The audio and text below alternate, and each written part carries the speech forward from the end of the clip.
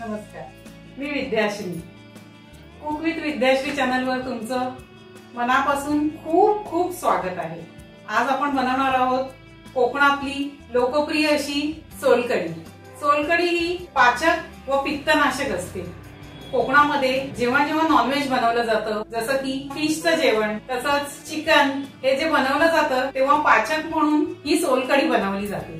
प्रत्येक घरामध्ये सोलकढी बनतेच आणि ती दोन प्रकारे बनवली जाते. एक कोकम गरम पाण्यामध्ये 2-3 तास भिजवून नंतर त्याची बनवली जाते आणि दुसरी म्हणजे आगळ घेऊन बनवली जाते. तर आज मी आगळ घेऊन तुम्हाला बनवून दाखवणार आहे. तुमच्याकडे जर आगळ नसेल तर ते दुकानामध्ये सहज उपलब्ध असतं, तर तुम्ही दुकानामधून घेऊ शकता. तर अशी ही कोकणातली लोकप्रिय सोलकढी आज आपण बनवणार आहोत. तर चला साहित्याकडे वळूया.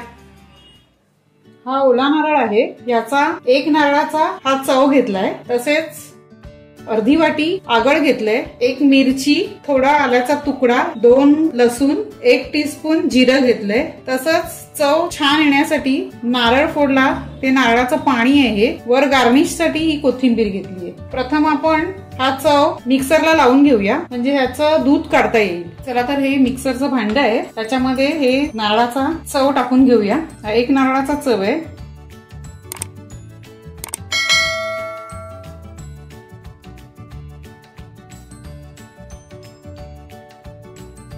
तसंच ही एक मिरची तोडून टाकायची. मला जास्त तिखट हवं असेल तर आणखीन एक मिरची घेतली तरी चालेल, पण एक मिरची बरोबर असते. जास्त तिखट चांगलं लागत नाही. 2 लसणीच्या पाकळ्या टाकते. लसूण जास्त टाकायची नाही, नाहीतर उग्र वास येतो. तसंच पचनासाठी आलं चांगलं असतं, ते आलं टाकायचं. आणि जिरंही थंड असतंच आणि पाचक असतं म्हणून ते टाकायचं. हे सगळं आता वाटून घेऊया मिक्सरमध्ये. त्यासाठी आता ह्याच्यामध्ये कोमट असं पाणी टाकायचं, म्हणजे ह्याचं दूध चांगलं निघेल.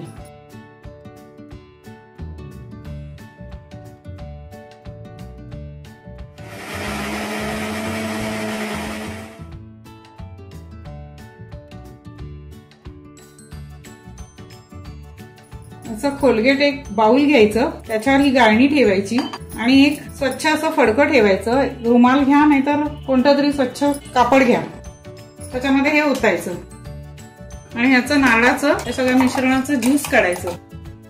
असं हे 3 वेळा करायचं. आता हे घट्ट येईल.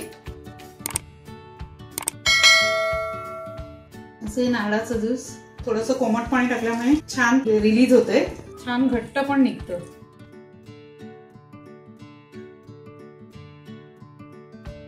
तर परत एकदा लावायचं. ह्याच्यामधलं घेऊन पाणी टाकायचं ह्याच्यात.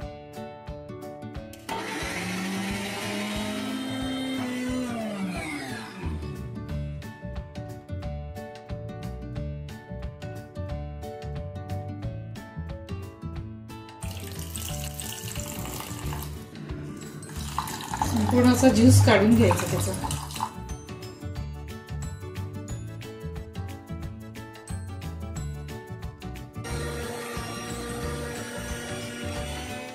हे काय चोथा राहतो, तो काय उपयोगाचा राहत नाही. कोणी चिकन मध्ये ग्रेव्ही वाढवण्यासाठी वगैरे टाकतात, कोणी चटणीमध्ये टाकतात, पण त्याच्यात सत्व नसतं काहीच. एकदम पूर्ण दूध काढून घ्यायचं त्याचं आणि असं फडक्याने घेतल्यामुळे गाळणीमध्ये पूर्ण त्याचं दूध येतं आणि डायरेक्ट या नारळाचा चव त्या दुधामध्ये उतरतो. म्हणून फडक्यामध्ये घेऊन नंतर गाळणीमधून हे करायचं, म्हणजे 2दा फिल्टर होतं. आता बघा हे ढवळून घ्यायचं. चला तर अशी ही पाचक आणि पित्तशामक सोलकढी तयार करूया. त्याच्यासाठी मेन साहित्य जे आहे ते म्हणजे आगळ.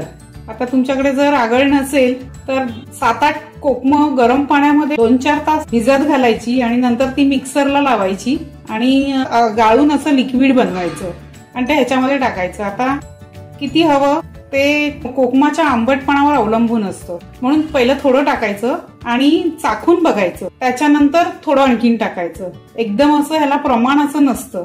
आणि ह्याच्यामध्ये मीठ ऑलरेडी टाकलेलं असतं, त्याच्यामुळे मीठ टाकण्याची गरज नसते. कोकम जेव्हा बनवताना मीठ टाकलं जातं त्याच्यावर. तुम्हाला वाटलं जर मीठ कमी आहे तर मीठ टाकायचं. हे थोडं ढवळून घ्यायचं, नाहीतर वर पाणी राहतं आणि खाली गाळ बसतो. थोडं टाकून बघूया. पूर्ण डायरेक्ट सगळं ओतायचं नाही.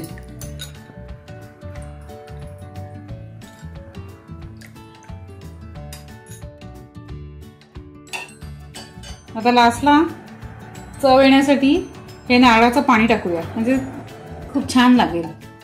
आता तयार झालंय हे कोकणची अशी लोकप्रिय सोलकढी तयार झाली आहे. खूपच छान आला रंग आणि चवीलाही अप्रतिम लागते.